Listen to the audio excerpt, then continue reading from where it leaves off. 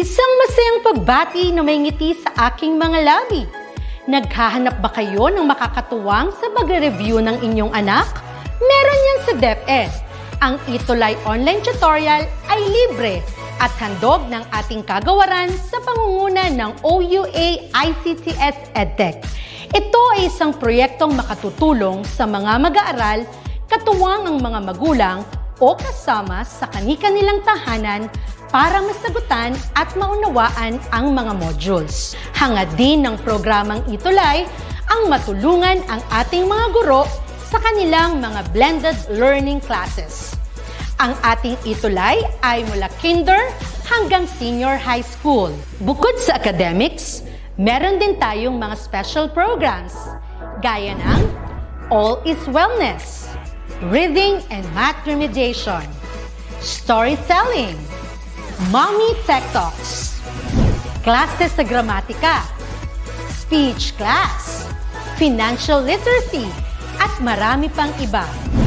Pinalawig din ng ETUlay ang ating Alive program para sa mga mag-aaral mula grade 1 hanggang grade 3. Gayon din ay mayroon tayong ALS program at SPED tutorials na makasisigurong makakamit ng lahat ang inclusive education. May SPED hotline na rin para sa inyong mga katanungan patungkol sa special education. Kaya, subaybayan mula Lunes hanggang Biyernes, mula 9:00 ng umaga hanggang 7:00 ng gabi ang ating ETUlay. Sa ating pagtutulungan, maiaangat natin ang bawat isa. Ating itutulay ang pagkatuto upang di mapigil ang pag-aaral ng kabataang Pilipino. Itulay natin ito, sulong edukalidad.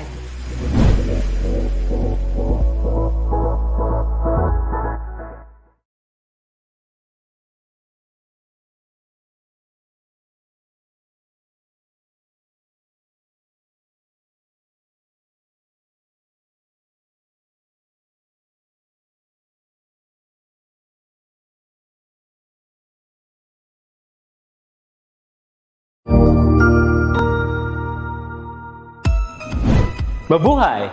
Good day to all! I am your tutor Madge.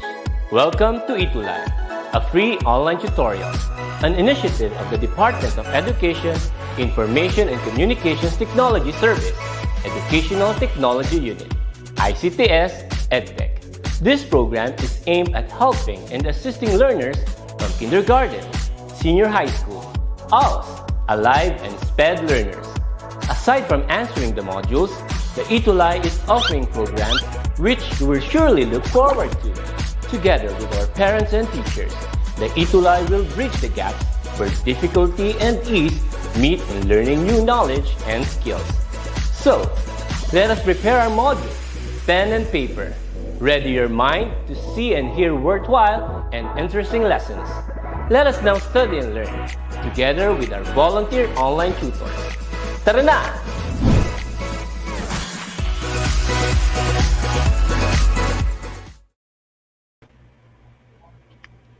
Yes, hello mathletes from all over the Philippines, Luzon, Visayas, Mindanao.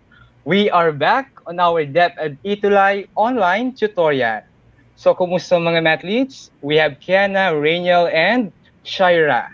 Okay, so again, eto na naman tayo sa ating Mathematics 10 every Matalino Day Friday. Kung saan nga ay ating itutulay ang pagkatuto ng bawat batang Pilipino sa Mathematics 10. So, na-miss ko po ang ETUlay tutorial natin this afternoon. So, once again, ako po si Tutor Roel from SDO Camarines Sur. And your I am math coach and math 10. So, kasama ko po ngayon si Tutor King. Tutor King? Hello, I am Tutor King from SDO Tarlac Province. So, hello din, good afternoon din, Gerald Cultivo watching from Acampo National High School. Yes, estudyante ko po yan, sir, si Gerald. Oh, wow. Yes po. We also have mathletes from Santa Lucia National High School. We have Shaira and Rainiel from Macabebe High School. Okay po, so this time, we are now on quarter 2, week 4. So alam ko, Tutor King, excited na po silang matuto. Kaya, Tutor King, take it away. Yes, start na natin. Ayan. So we are now in quarter 2, week 4, di ba? Nasa kalagitnaan na tayo ng second quarter. So ang topic natin ngayon is proving theorems related to chords, arcs, central angles, and inscribed angles. So yours truly, Tutor King, and together with Tutor Well. Ayan, so start na natin. So before we start, pasalamatan muna natin ang ating ginawang reference na module, which is yung module ng DepEd Cordillera Administrative Region na ito siya, itong nasa screen. Ayan. Thank you po sa pagpapahiram ng module. And then we have one objective in this topic or in this session. It is to prove theorems related to chords, arcs, central angles, and inscribed angles. Ayun. Ready na ba kayo, grade 10 learners? So, syempre, alam kong ready na kayo. Pero don't forget to share nyo itong live para mas marami pa tayong makasamang matuto. So, before we start, kailangan muna nating kilitiin, di ba? Kailangan natin mag-exercise. I-exercise natin ang ating isip para i-ready sa discussion mamaya. So, let us now proceed to our warm math exercise. Ayan. So, ang ating warm math exercise, we have question number 1. So, it is a part of a circle between 2 points and it is measured in terms of degrees. Ano kaya ito? Is it letter A, arc ba? Or baka naman letter B, is it chord? Or C, diameter? Or baka naman letter D, radius? Ayan. Grade 10 learners, ano kaya ang sagot dito sa ating question number 1? Ayan. So, before we start, huwag niyo munang kalimutan na i-like ito and share. Kung gusto niyo, itag niyo na rin yung mga friends niyo para sama-sama tayong matuto. So, ano ba ang tamang sagot dito sa ating question number 1? Ayan, sabi ni Rainiel Manabat de Vera, 1A daw po. Ayan. So, if your answer is A, you got it right. Tama. It is an arc. How about in question number 2? Ayan, tama rin si Gerald Cultivo. Letter A din ang kanyang sagot. In question number 2, it is a line segment that has its endpoints on the circle. O, ano kaya ito? A line segment that has its endpoint on the circle. Is it A, chord? Is it B, central angle? Or baka naman letter C, radius? Or D ang inyong sagot, which is secant. Ano kaya? Is it A, chord? B, central angle? C, radius? Or D, secant? Ayan, tama din si Kiana kanina sa number 1, which is A din. Hello, hi sa iyo, Shaira May, Jen O. Wakiko. Ayan, 1A po, tama rin. Ikaw. Ayan, Gerald Cultivo, 2A daw, chord. A ba ang tamang sagot? Let us see. Ayan. A nga, it is chord. Ayan, very good, Gerald Cultivo. How about in question number 3? A chord that passes through the center of the circle. Ano naman ito? Is it A, secant? Is it B, radius? Or is it D, diameter? Or C, diameter? Or baka naman letter D, tangent. Ayan, it is a chord that passes through the center of the circle. Is it A, secant, B, radius, C, diameter, or D, tangent? Ayan. Ano kaya ang tamang sagot dito sa question number 3? Ayan. So, question number 3, sabi ni Gerald Cultivo, napaka-participative talaga ni Gerald Cultivo, 3, C daw. C ba ang tamang sagot sa ating question number 3? Tama, di ba? Very good, Gerald at saka Rainiel. C ang tamang sagot sa question number 3. How about in question number 4? Ayan, tama rin si Shaira May. Shaira May, ayan, C din po ang kanyang sagot. Tsaka si Kiana, C din. How about sa number 4 naman? It is the angle whose vertex is at the center of a circle at saka ang side naman are radii of a circle. Is it A, ano ba? Inscribed angle ba? Or letter B, central angle? Or baka naman letter C, minor arc? Or letter D, major arc? Ano kaya itong angle na to? At ang vertex daw niya is at the center and the sides are the radii or radii of a circle. Is it A, inscribed angle? B, central angle? C, minor arc? Or baka naman letter D, major arc? Ayan. So, ano ba ang tamang sagot dito sa question number 4? Ayan, sabi ni Rainiel, B. Tama. B ang tamang sagot sa question number 4. It is central angle. Ayan, very good, Rainiel. How about in question number 5? Last question. It is an angle whose vertex naman lies on the circle and its sides contains the chord of the circle. Is it A, central angle? Is it B, inscribed angle? Or baka naman letter C, major arc? Ayan, very good din si Omana tsaka si Floresita Lumelay. Hello pala si Floresita Lumelay from Damantina National High School, Cabanatuan East District, Damantina, Cabanatuan, Isabel Ayaw. Good afternoon sa iyo. Ayan, ano kaya tamang sagot sa question number 5? Is it letter A, B, C, D? Tama, letter B. Very good, Gerald Cultivo at saka Rainiel De Vera. B ang sa kanilang sagot. Very good. Ayan. So, tapos ng ating warm math exercise. So, let us now proceed sa ating math talks. Siyempre, habang wala pa si Tutor Abhil, ako muna. Ayan, dito tayo. Let us now proceed sa ating math talks. So, when we say congruent circles, the congruent circles are circles with congruent radii. Ayan. Kapag meron daw tayong dalawang circle at congruent ang kanilang radii, therefore, they are congruent circle. Example na lang itong figure na ito. The line segment XY, which is a radius of the circle Y. Ayan. So, naka 4/5 daw sa Rainiel kanina. Very good, Rainiel. O, pero proceed na tayo dito. And the line segment AB is a radius of circle A naman. And if line segment XY is congruent to line segment AB, therefore, the circle Y is congruent to circle A. Ayan, di ba?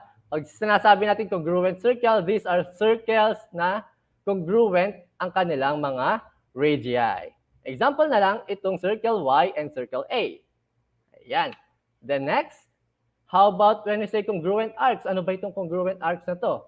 When we say congruent arcs, these are arcs of the same circle or pwede ring of congruent circles with equal measure. Example na lang nito ay ito, arc WX at saka arc ST. So in circle Y, if the measurement of arc ST is congruent to the measure of arc WX, then we can say that arc ST is congruent to the arc WX. Ayan. Since they have the same measurement or the same measure, degree measure, therefore those two arcs are congruent. Ayan. How about naman dun tayo sa same of congruent circles? Hindi siya in the same circle, hindi siya not the same circle, but with congruent circle, another congruent circle. Example na lang, if circle Y is congruent to circle A, ibig sabihin, parehas ang kanilang measurement ng radii. And the measure of arc WX is congruent to the measure of arc ST and also congruent to arc ED. Therefore, we can say na arc WX and is congruent to arc ST and it is also congruent to arc ED. Ayan, yan yung congruent arcs. So when say congruent arcs, these are arcs of the same circle o pwede ring sa congruent circle, another congruent circle with equal measure. Ayan, ayan ang congruent arcs. Now, let us proceed naman sa theorems on central arcs or central angles. And good afternoon, Rhea Nina Angela Tercero, Ten Palma, si Ma'am SP Ventura, ang kanyang advisor from Culiat High School. And good afternoon din, Danica Luna from Culiat High School din. At ayan, magkaklase sila Rhea at si Danica siguro kasi same ang kanilang math teacher. Si Ma'am SP Ventura. Good afternoon sa inyo. Ayan, let us proceed na tayo sa theorems on, ayan, dito tayo. First theorem. In a circle or in congruent circles, two minor arcs are congruent if and only if their corresponding central angles are congruent. Example na lang itong figure na to. We have two figures. We have circle P at saka circle C. Pero mag-focus muna tayo sa circle P. Let's focus in circle P dun sa left part ng ating illustration. In circle P, since angle LPM is congruent to angle OPN, then arc NO is congruent to arc ML. Ayan. Hello, Jabel Meran. Si Ma'am SP Ventura din po ang kanyang advisor from Culiat High School. And Tania Hamad. Ten Palma, si Ma'am SP din ang kanyang advisor from Congruent High School. Good afternoon sa inyo. Ayan, keep on sharing at keep on tagging sa inyong mga classmates or friends na gustong matuto sa ating discussion for today. Now, let us proceed in figure number 2, or sa kanilang dalawang figure. So, letter B, if circle P is congruent to circle C naman, kung parehas daw sila, they are congruent. Circle P and circle C. And the angle LPM is congruent to angle OPN, as stated a while back, and they are also congruent to angle ACB, then the arc that they intercepted, which is arc LM, is congruent to arc ON, and they are also congruent to arc AB. Ayan. So, good afternoon din, Yanika Maripunay at Irene Racialda. Ayan. Good afternoon sa inyo. Tsaka John Rich Handayan. Now, let us prove this theorem. So, in proving this theorem, gumagamit tayo ng dalawang column. Isang column para sa statement, and then isang column para sa reason. So, given, circle U is congruent to circle K. Ayan, yun yung figure nila sa nasa left part ng ating screen. And angle WUS is congruent to angle LKM. Let us now prove arc WS is congruent to arc LM. Ayan. So sa sa pangalawang column naman, sa pangalawang row, first column, second row, isusulat muna natin dyan yung circle U is congruent to circle K. And angle WUS is congruent to angle LKM. Ayan. Good afternoon, Jasmine Arseno, watching then from Doña Magdalena High School. Tsaka Arnold Jan Pagulayan. Ayan. Good afternoon sa inyo. Then, ang reason nito is given. So, given naman siya. Di ba? Nakikita nyo doon. Then, second, in circle U, the measurement of angle US is equal to the measure of WS. And in circle K, the measure of angle LKM is equal to the measure of arc LM. Ayan, arc sila. Arc yung measure of WS, tsaka arc din yung measure of LM. So, ang reason niya, by definition, because they are both central angles. Ayan. Julianne Malyari, good afternoon din from Doña Magdalena H. Gafford High School, and Jeremy Opilias, good afternoon din sa inyo. Ayan, so number 3, the measurement of angle WUS is congruent to the measure of angle LKM. So ang reason naman ito ay congruent angles definition. So if the two angles are congruent, and they are congruent, di ba? If they are the same measure, ibig sabihin, they are congruent. So number 4, since they are congruent, the angle WUS is congruent to angle LKM, their intercepted arc is also congruent. The measure of WS is equal to the measure of LM. Ayan. Good afternoon, Honey Grace, Angeline Taginod, ayan, and Angeline Walat, ayan, watching from Doña Magdalena Gafford High School din, at saka Jasmine Arsenio, good afternoon din sa'yo. Ayan. So by substitution property of equality. Then number 5, since their measure are congruent, we can say that arc WS is congruent to arc LM. Ayan, na-prove na natin. Definition of congruence. Now we are already proved this theorem. Let us now proceed sa another theorem na to be proved naman. So, Ruela Aaron Dayag and Edorina Carbacan. Ayan, good afternoon sa inyo. Tsaka Jasmine Bayang. Watching from Doña Magdalena Gafford High School. Good afternoon sa iyo. Ayan, theorem, next theorem. In a circle or in congruent circles, two minor arcs are congruent if and only if their corresponding chords are congruent. So, meron na naman tayong ipoprove. In this figure, we have circle T. Ayan. In circle T, the chord BA or line segment BA is congruent to line segment CH. Since the two chords are congruent, we can say that the arc they intercepted, which is arc BA, and arc CH are congruent. Ayan. So, in letter B naman, if the two circles are congruent, which is circle T at saka circle N, if they are congruent and C chord or line segment BA is congruent to line segment CH, at saka they are also congruent to line segment OE, then arc BA, which intercepted by line segment BA, at saka si arc CH which intercepted by chord CH, at saka ang arc OE which intercepted by line segment OE, they are all congruent. Ayan. So, let us now prove this theorem. Oh, we still use the two column para mag-prove na ang ganitong theorem. Ayan. Good afternoon din, Yanika Maripunay at saka Kayla Costa Logan. And si Yanika from Culiat High School, si Kayla naman from Doña Magdalena, Gafford H High School, at si Odorina Carbacan, good afternoon din sa'yo, from Doña Magdalena, Gafford High School. Ayan, let us now prove this theorem. So, given circle P is congruent to circle N, then line segment AB is congruent to line segment OE, which are chords of the circles, and prove that arc AB is congruent to arc OE. So, number 1, circle T is congruent to circle N, at saka line segment AB is congruent to line segment OE. Ang reason nito, it is given. Ayan. So, Edorina Carbacan, at saka Aljon Patagok, ayan, good afternoon sa inyo. Angelu, ayan, good afternoon din sa iyo. Then second, line segment TA is congruent to line segment TB.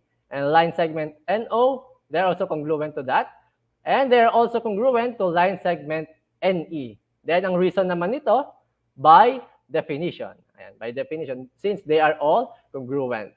Ayan, Roxanne Caronel, good afternoon din. Denise De La Cruz, good afternoon. Ayan. And number 3, triangle ATB is congruent to triangle ONE. Ayan. And the reason, ayun yung triangle ATB at ayun naman ang triangle ONE. They are, reason ito is SSS postulate. Since the two circles are congruent, therefore, the radii or their radii are congruent also. So, see line segment AT and line segment AB, they are congruent. Oh. Line segment NO is congruent also to line segment NE. Then number 4, ayan. So good afternoon din, Ira Kotamura. Ayan. Good afternoon, Marisa at saka Angelo. Ayan. Gerald Cotibo, nagsusurat ka. Ayan. Kailangan natin magsulat. Mag-take note tayo, di ba? Para mas madali nating maintindihan ang ating lesson. Ayan. So number 4, angle ATB is congruent to angle ONE. Ang reason naman nito, ayan, corresponding parts of congruent triangles are congruent theorem. Or tinatawag din natin siyang CPCTC. Ayan. And then number 5, arc AB is congruent to arc OE. Ayan. So, reason ito, definition of congruence. So, ganyan tayo nagpo-prove ng theorem. So, sa pagpo-prove naman ng theorem, not necessarily na mahaba ang ating process. Kung kaya naman natin siyang i-prove in a simpler way or sa mas madaling paraan, we can also do that. Ayan. Good afternoon din, Mary Jane Estrella at saka Estrera. Ayan. Hindi ako makabalkas ng R. At Generous Batag, Jade, Muriel Opinga Maestre. Good afternoon sa inyo. Ayan. Next theorem. In a circle, a diameter bisects a chord and an arc with the same endpoints if and only if it is perpendicular to the chord. So this is an illustration of that theorem. We have diameter or line segment QR. Ayan, it bisected the line segment ST, which is a chord. Ayan. In circle M, diameter QR bisect chord ST and arc ST. Since QR or line segment QR is perpendicular to line segment ST, ayan. Next. Ayan. Next tayo. How about theorems related to arcs, chord, and inscribed angles naman tayo. Good afternoon din, Jim Rex Villaruel. Ayan, Villaruel. At si Rainiel Manabat de Vera. Ayan, good afternoon sa inyo. Ayan, if an angle is inscribed in a circle, then the measure of the angle is equal to 1/2 the measure of its intercepted arc. Ayan. So in this, we have figure. Ayan. We have angle ACT. Ayan. Hi then, Jasmine Ponil. Ayan, from Culiat High School. In figure, the angle ACT is an inscribed angle. Paano siya naging inscribed angle? Ayan. So it is an angle whose vertex ay on the circle. At saka ang kanyang mga legs or arms, ayan, they are chords of a circle.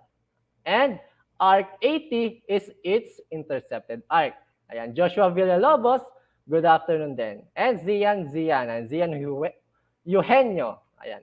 If the measure of arc 80 is equal to 120 degrees, therefore, the measure of angle ACT, which is an intercepted arc of arc 80 or intercepted angle of arc 80, that is half of the measure of arc 80. Kung ang arc 80 ay 120, i-half natin, di ba? I-half natin, hindi ko mabigkas. Ikakalahati natin ang arc 80, which is 120 degrees, yun ang measure ng kanyang inscribed angle. If arc 80 is 120 degrees, therefore, angle ACT is equal to 60 degrees. Ayan. Measure of arc 80 is half the measure of angle ACT. Very good, Rainiel Manabat de Vera. Tama. Then, so let us prove the theorem. Ayan. Given angle PQR is inscribed in circle S and line segment PQ is its diameter as stated dito sa ating figure. So let us now prove that the measure of PQR or angle PQR is equal to 1/2 the measure of arc PR. Ayan. So number 1, syempre, state muna natin yung mag-given. Angle PQR is inscribed in circle S and PQ is a diameter. So the reason of this is because it is given. And Irene Alicum Dalupang and Karen Joy Taganas Lime, good afternoon sa inyo. And number 2, so number 2, a line segment QS is congruent to line segment RS because they are both the radius of circle S. Ayan. So the reason, definition of radii. So all the radius in the circle are congruent. Ayan. In the same circle. And number 3, triangle QRS is an isosceles triangle. Nakikita naman natin sa figure, di ba? SQ, ay yung kanyang isang leg, at saka yung SR, they are both radius of the circle. Definition of isosceles triangle. Ayan, Michelle Valdez Nortado, at saka si Jacqueline Bea Pestaño, good afternoon din sa inyo. And number 4, so angle PQR is congruent to angle QRS. So ang reason naman nito, and this reason is, ayan, good afternoon din, Michelle Valdez Nortado. And Janelle Acosta, Carla Charis, Almonte Lucky, CJ Kalimag, and good afternoon sa iyo. At saka Jonathan Gabayan. Definition, so reason ng number 4 is definition of congruent angles. Ayan. Then number 5, the measure of arc or angle PQR is equal to the measure of angle QRS. So ang reason nito ay the arcs and central angles relationship. Ayan. And then, lastly, hindi pa pala. Kailangan mo natin i-con yung or i-solve for the value of x. So, let us substitute the measure of angle QRS into x. So, reason, transitive property of equality. And then, so number 7, so the measure of angle PSR is equal to twice the value of x. So exterior angle theorem. And then, the measure of angle PSR is equal to the measure of arc PR. Ayan. So, it is the relationship of arc and central angle. So, relationship ng arc and central angle, they are equal. Diba? Their measure are equal. The number 9, so the measure of arc PR is also equal to 2x. Ayan. So, the reason nito is transitive property of equality. Good afternoon din, Andrew Villaluz. Ayan. 10 Lapu-Lapu from Kulyat High School. Si Ma'am SP Ventura daw kanyang teacher. Ayan. Good afternoon sa'yo. And number 10, so the measure of arc PR is equal to the measure of twice the measure of angle PQR. Then, reason naman ito is substitution property of equality. So, sinubstitute lang natin value ng x into measure of angle PQR. So, Eileen May Viado, Angela Reyes, Nilad Batalya. Ayan, good afternoon din sa inyo. So, lastly, Na-prove na natin that the measure of angle PQR is equal to the half of the measure of the arc PR. So, dinivide natin both sides dun sa statement number 10. Divide both sides by 2. Kaya na kuha natin yung 1/2 the measure of arc PR. And its reason is multiplication property of equality. We multiply both sides by 1/2 or we divide both sides of the equation by 2. Benji H. De Los Santos, good afternoon din sa inyo. Ayan. The next is, next theorem, if an inscribed angle of a circle intercepted a circle or a semicircle, then the angle is a right angle. Ayan. Example na lang is itong circle O. In circle O, angle NTE intercepts the arc NSE, which is a semicircle. If NSE or if arc NSE is a semicircle, then we can say that angle NTE is a right angle. Evangeline Altamirano, good afternoon din sa iyo. Ayan, let us now prove this theorem. So, gagamit din tayo ng 2 column to prove this theorem. Given in circle O, NTE intercepts a semicircle which is arc NSE. Let us now prove that angle NTE is a right triangle. So number 1, angle NTE intercepts the semicircle NSE. So reason nito ay it is a given. Then number 2, second statement, the measure of NSE, since it is a semicircle, half of a circle, di ba? Kasi yung isang rotation or isang pag-ikot ng circle, that is 360 degrees.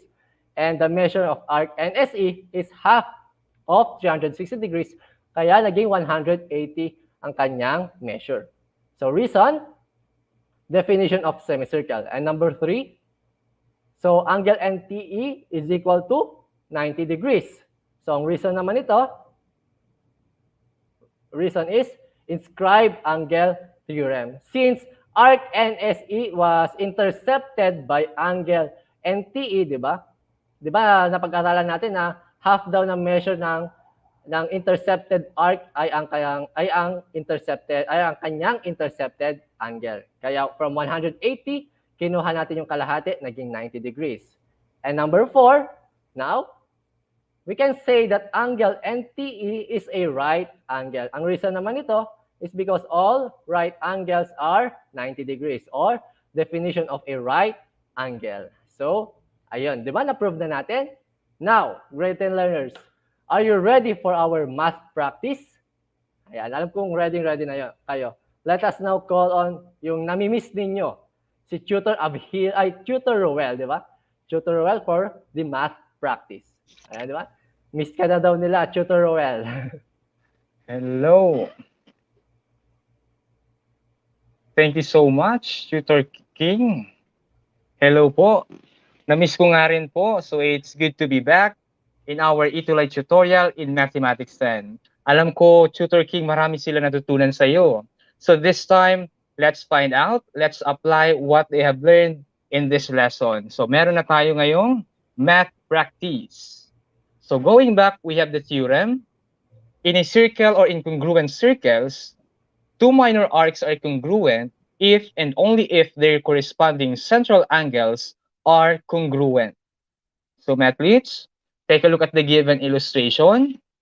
We have letter A. In circle P, since angle LPM is congruent to angle OPN, then arc NO is congruent to arc ML. So as you can see, the central angle measures 45 degrees and their intercepted arc is also equal to 45 degrees. Kung pareho sila ng central angle measure, yung intercepted arcs nila pareho din po. Kaya we can say that arc NO is congruent to arc ML. Now, take a look at letter B.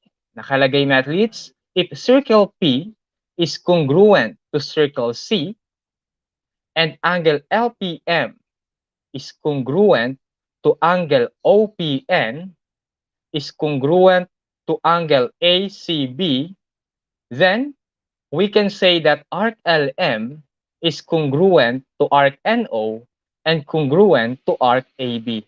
So lahat ng arcs ay congruent because their central angles are also congruent. Okay po? If the central angle is 45 degrees, ang intercepted arc nila also the same, 45 degrees din. By the way, binabati ko po lahat ng mathletes from LFG Diamantina National High School, Cabanatuan, Isabela. Also from Doña Magdalena H. Gafford High School. Lahat ng mathletes po natin from Culiat High School, from Macabebe High School, from Ocampo National High School, and from Antipolo National High School, and also from Santa Lucia High School. So hello po sa inyo, mathletes. Now, here's the proof of the theorem. Given we have circle U is congruent to circle K. Angle WUS is congruent to angle LKM. Now, the measure of arc WS is equal to 40 degrees. Now, we are going to find the angle LKM. Okay, so here's the solution.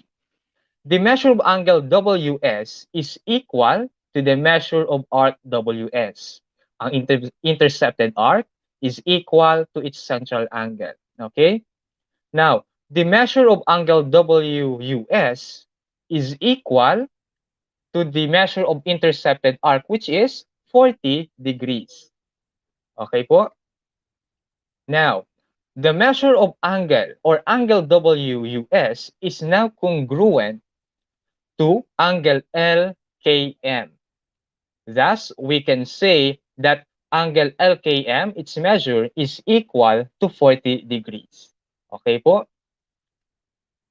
Now, let's solve the next theorem. Ang next theorem natin is about this one. In a circle or in congruent circles, two minor arcs are congruent if and only if their corresponding chords are congruent. Anong ibig sabihin nito? Sige nga. Take a look at the given illustration.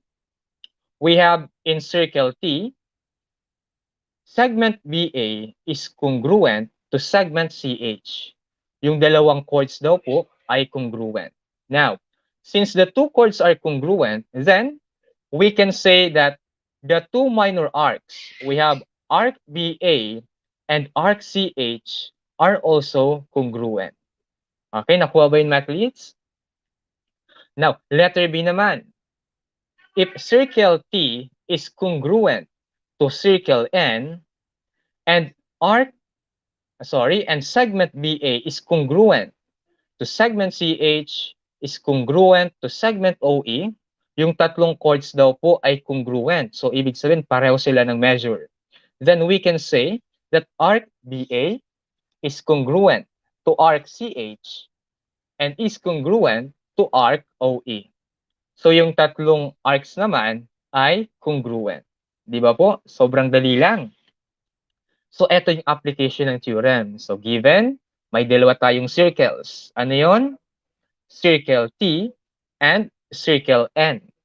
So, given that circle T is congruent to circle N and segment AB is congruent to segment CH and segment AB is congruent to segment OE and arc CH is equal to 90 degrees, we are going to find the measure of arc OE. So what do you think, mathletes? Ano kaya yung measure ng arc OE? Sige nga. So, hello po sa lahat ng mathletes natin. And also, binabati ko rin po si Teacher SP Ventura for letting her students po to participate in our ETUlay tutorial session. Hello po, Ma'am SP. Okay, now here's the solution. Sige, while waiting for your answer.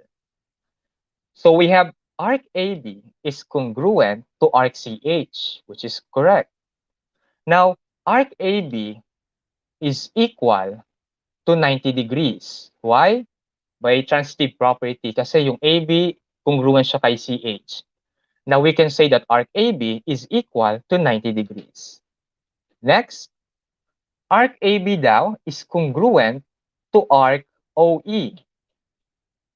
Now, we can say that the measure of arc OE is equal to 90 degrees. So, tama po si Gerald, Ryanina, and Kiana, the answer for this one is 90 degrees. Okay. This time, let us sum it up.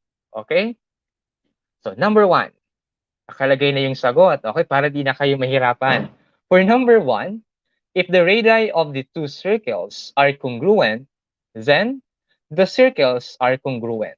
Kapag sa dalawang circle, ang bawat measure ng radius nila ay congruent, then we can say that the two circles are also congruent. Di ba po? For number 2 naman, mathletes. Congruent arcs are arcs of the same circle and of congruent circles with equal measure. So napag-usapan na yun sa mga theorems. Kanina lang, di ba? O number 3 naman, kalagay na yung sagot. Minor arcs of congruent circles having corresponding congruent central angle are congruent. So equal yung measure nila. So we have minor arcs of congruent circles having corresponding congruent central angle are congruent.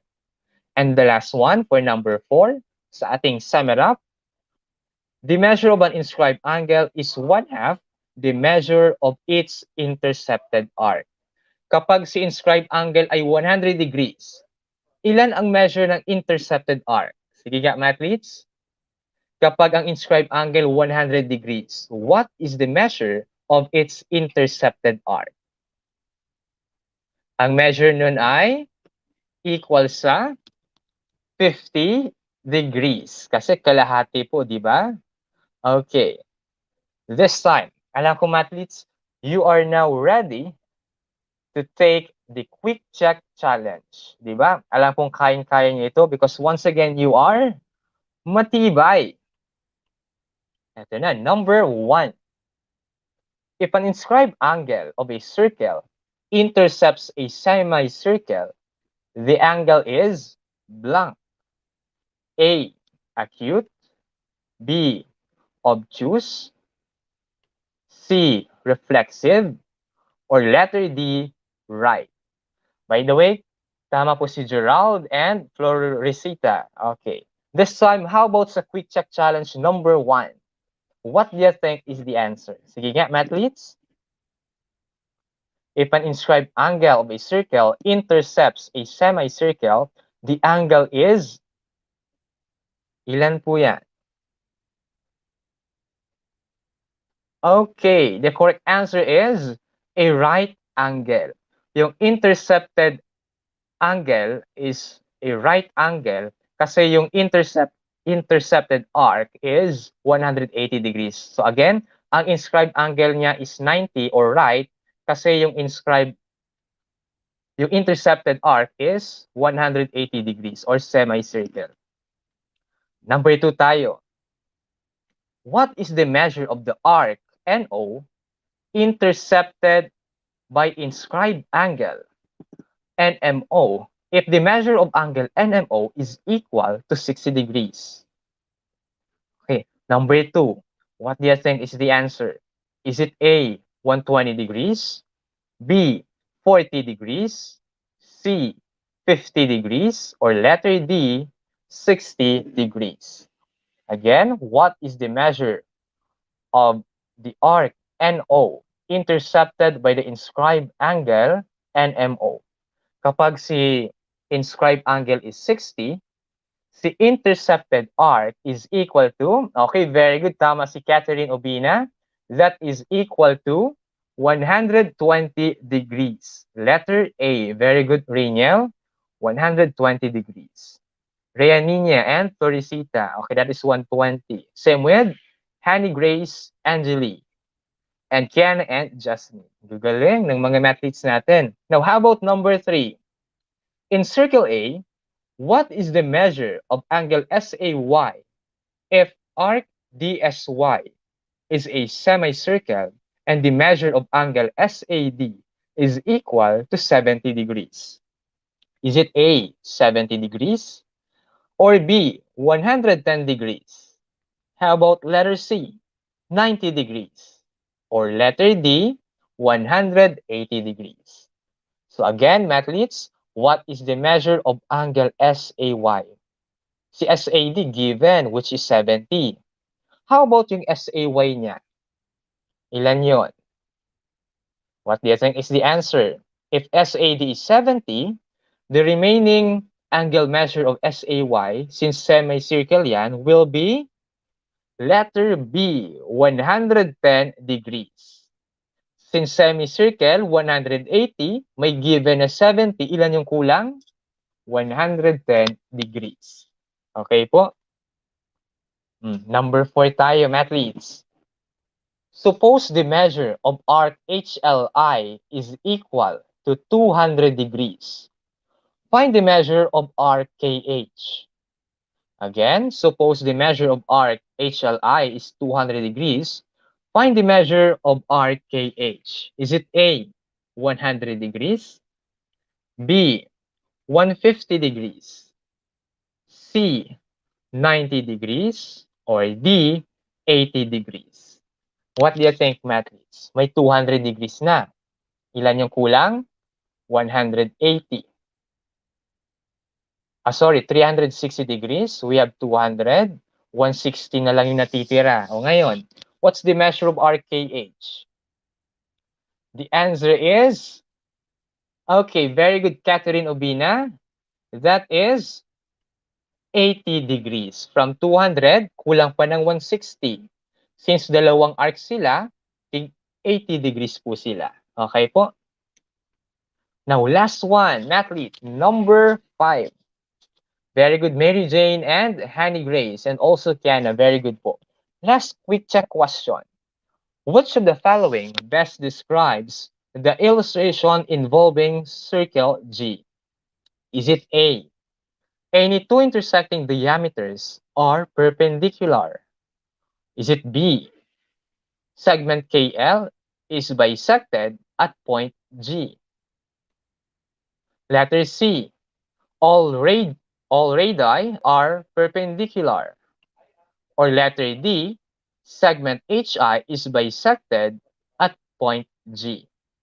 Alin kaya dyan? Okay, what do you think? Sabi ni Mark dyan, letter D.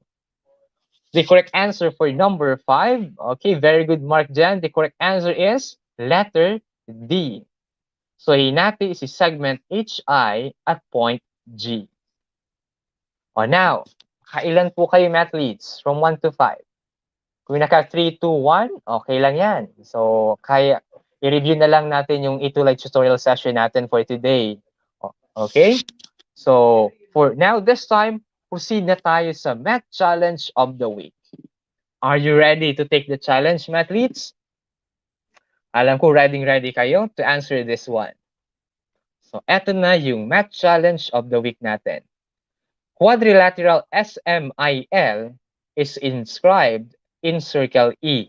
So, yung quadrilateral nasa loob ng circle. If the measure of angle SMI is equal, okay, for this one, it is equal to 90 degrees. Instead na 78, that is 90 degrees. And the measure of angle MSL is equal to 95 degrees. Find the measure of angle MIL. Okay, find the measure of angle MIL. Okay, now don't forget to include hashtag ETUlay Math Challenge, hashtag tutorabhil, and hashtag tutorwell, and hashtag tutorking kapag ipopost nyo ang mga sagot nyo next week. Another mathletes ang ipifeature natin sa ating ETUlay tutorial in Mathematics 10. So, kumusta, mathletes? May natutunan po ba this Matalino Day Friday? Once again, congratulations po sa ating mathletes na nag-participate from all over the Philippines. Hello po, Ma'am SP. From mathletes from LFG Diamantina, from Doña Magdalena H. Gafud, from Culiat, from Macabebe, from Ocampo, and from Antipolo and Santa Lucia High School. Hello po sa inyong lahat. So, once again, this has been Tutor Roel from SDO Camarines Sur. Kasama ko po si Tutor King. Hello, Tutor King. Next week, makakasama po natin si Tutor Abhil. Okay po? Hello sa iyo, Tutor King. Kumusta po? Ayos naman. So, my grade 10 learners, di ba? Huwag ninyo kakalimutan na before tayo mag-end, syempre huwag niyo kakalimutan i-like itong page natin which is DepEd EdTech Unit at saka yung DepEd tayo. And don't forget to subscribe sa ating official YouTube channel which is DepEd Educational Technology Unit at saka DepEd TV. Yes, thank you po, Tutor King, once again. See you next week on another Matalino Day Friday sa ating DepEd ETUlay online tutorial in Mathematics 10. See you!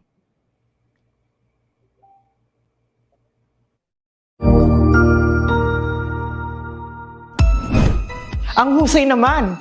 Natapos mo ang iyong tutorial session kasama ang iyong mahusay na ETUlay tutor. May bago ka bang natutuhan? I-share na yan gamit ang hashtag #ETUlayLevelUp. Huwag aalis ha dahil may susunod pang programa na pwede mo ring panoorin at salihan dahil naghihintay na ang iyong mga tutors. Happy learning dito sa ETUlay!